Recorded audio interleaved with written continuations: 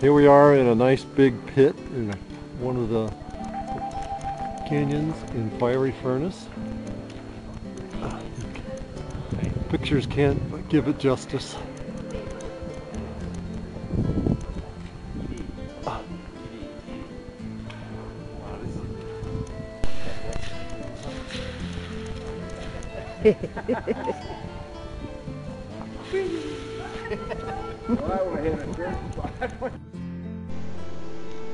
Little over 1 hour away.